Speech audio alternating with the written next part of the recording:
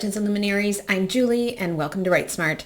Today we're going to talk about the M dash, that long hyphen that until AI, nobody but Emily Dickinson and I used.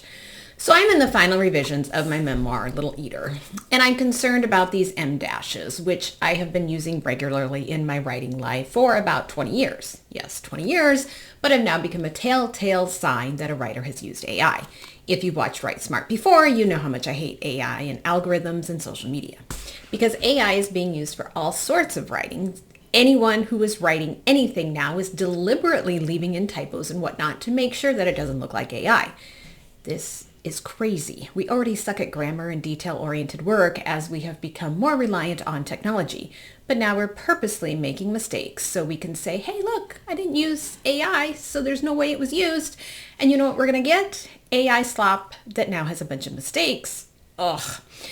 So all this AI crap made my final editing more mind-boggling than it should have been. Those beloved M dashes that Emily Dickinson used, and look at the sticker I found online years ago. You all be like period, I be like dash, long before AI was commonplace, and that I have used regularly for decades are now problematic, a sign that I used AI to write my book, even though I did not use AI in any way, shape, or form whatsoever in the writing and revising and publishing of my book. Every M dash I used left me debating if I should leave it in or take it out. I hate AI so much. So years ago, I even had to figure out how to type an M dash. It isn't two hyphens put together like some believe it is. It's longer than that. When I got my new laptop 3 or 4 years ago, I had to create a shortcut using Control Alt and the underscore key because my laptop keyboard doesn't have a side number panel for the minus sign. Maybe that's why nobody used dashes, too difficult to type.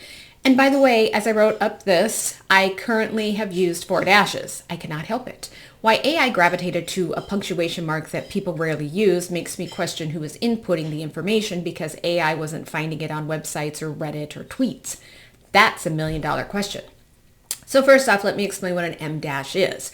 Do not confuse a dash with a hyphen. A hyphen you use to split a word when it goes on to the next line or when you write the word like father-in-law. We could talk at length about words you need to hyphenate when they appear as an adjective rather than a noun, like fairy tale isn't hyphenated, but if you wrote fairy tale book, it would be hyphenated. But we're not talking about the hyphen, which is much more commonly used than the M dash, at least before we started relying on AI for all our communication and writing and creating everything. So I credit Emily Dickinson with making the M dash important. She put an M dash at the end of many of her lines of poetry for a reason scholars have not yet either figured out or agreed upon. You can use a dash for many reasons, but I'm going to give you the 2 reasons I use it.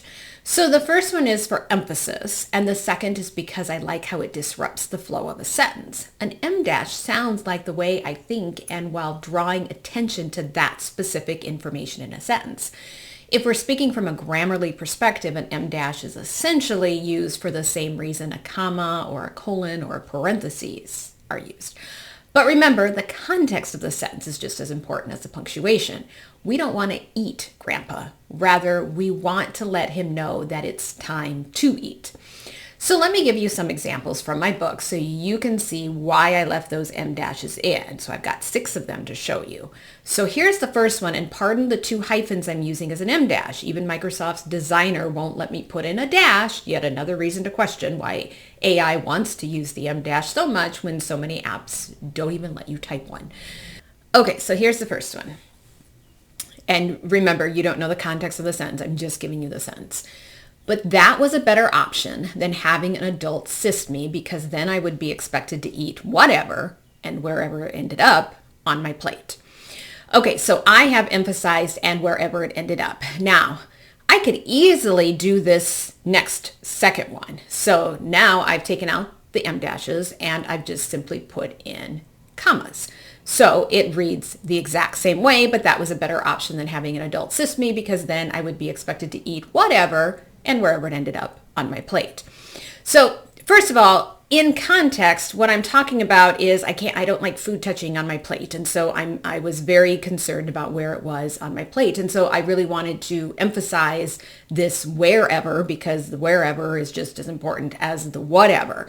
And in the second sentence, the second example with the commas, it doesn't seem to emphasize that. And commas, when they appear as a group like that, as a pair, you can, to test to see if you've put the commas in the right place, you can pull it out of the sentence and then squish the sentence together. And if it still makes sense, then you've used the commas in the right place. And so the sentence could just simply read, but that was a better option than having an adult assist me, because then I would be expected to eat whatever on my plate. And so when you use those commas in that manner, it kind of almost acts like extra information, but it's still within the sentence. And so in this last example, I have actually used the parentheses, not the commas. And so here's the third example. But that was a better option than having an adult assist me, because then I would be expected to eat whatever and wherever it ended up on my plate. So when you use parentheses, you're saying, well, this is extra information. You don't actually have to read it to get the understanding. I'm just kind of throwing it in here. And with the context of what I'm talking about, it is very important to have the wherever just as important as the whatever. And so I stuck with the dashes because I didn't like the other two options. Okay, so here's the next example. It was like eating with a rabid dog. Don't make eye contact. Okay, so in context, my sister was going through puberty, and it was kind of a disaster having to eat supper with her. At the time, she was 4 years older than I was. And so I'm showing in this sentence that I've written with an M dash how awful it was to eat at the table if she was in one of her moods. And so I have emphasized the don't make eye contact. And so you have to imagine, here I am, in 6th or 7th grade, and I'm eating staring down at my plate. Do not make eye contact. So I can still keep these ideas linked together and use a semicolon. So here's the second example of this sentence. It was like eating with a rabid dog. Don't make eye contact. Yes, it works. It's grammatically correct, but it doesn't really emphasize anything.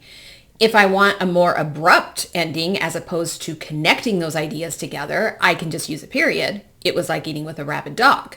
Don't make eye contact. That one's okay, but it's not necessarily linking those ideas together now. And so it's like, which is stronger, completely separating them or using the dash? And then, well, I can, reword the whole sentence. And so here's the last example. It was like eating with a rabid dog, avoiding eye contact. That's just, it doesn't fit. And the one that I wanted was the M dash one. And so that is the one I kept. So here is the next example. Okay. While I benefited from all the supplies Mom brought over, pastel-colored baby bottles, soft onesies with ducks or bears on them, and diapers, her urgency overwhelmed me. Okay, so what I've done here is I've inserted a list into the sentence. Now, I don't really need to emphasize this list. I'm giving you examples of what she brought over. But when I wrote it the first time, it got really, really full of commas, and I didn't like all those commas.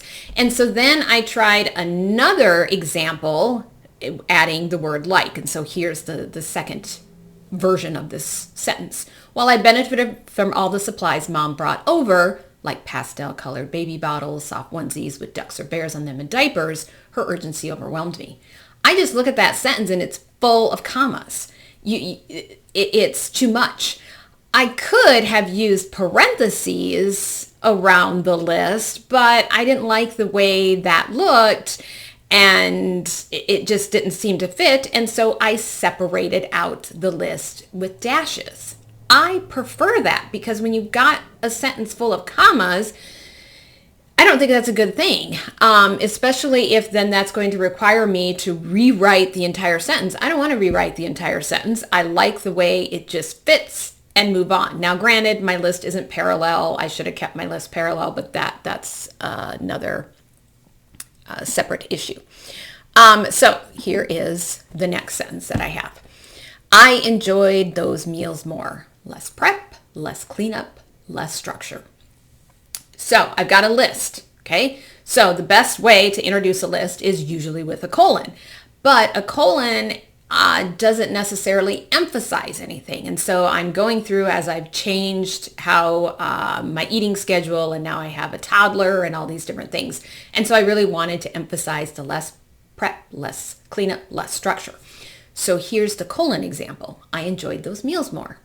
Less prep, less cleanup, less structure. It's just kind of weak. It falls. So here's one where I eliminate both the dash and the colon, and I have this. I enjoyed those meals more because they had less prep, less cleanup, and less structure. Well, that is just wordy gobbledygook. I think I like the dash. I think Emily Dickinson knew what she was doing, because it's these abrupt stops. It's these connections. It's this emphasis, and I like that. And I don't feel that the because or the colon gives me the emphasis that I want. Okay, so here's the last one. But the fat girls, they're criticized by everyone all the time. So in context, I've talked about, the skinny girls aren't going to get criticized as long as you don't get too skinny. And then this is the sentence that follows that. And so I debated, well, do I need the? Yes, I wanted to keep the. And then because of the way I worded it in context, because now I've switched from skinny girls to fat girls, and now I'm using that but, I don't have a full complete sentence with but the fat girls or whatever, so I would have to word it some other way. But I wanted, once again, that abrupt shift that they're criticized by everyone all the time. So here's a more probably appropriate way to write the sentence, but fat girls are criticized by everyone all the time. Ugh. To me, it's just watered down and weak. It doesn't like blast out on the page, because that's what's fun about dashes. When you turn a page, you see them immediately and it draws your attention to them. And so once again, I kept the M dash in, for better or for worse.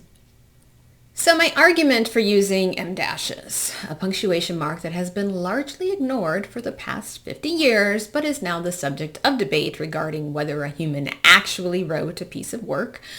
Well, I've used them for decades and will continue to do so because I like them, just like Emily Dickinson did. And we know she wasn't using AI. So here's Emily Dickinson's take on it. Thanks for watching. As always, my goal at Write Smart is to get a little bit smarter, one book at a time.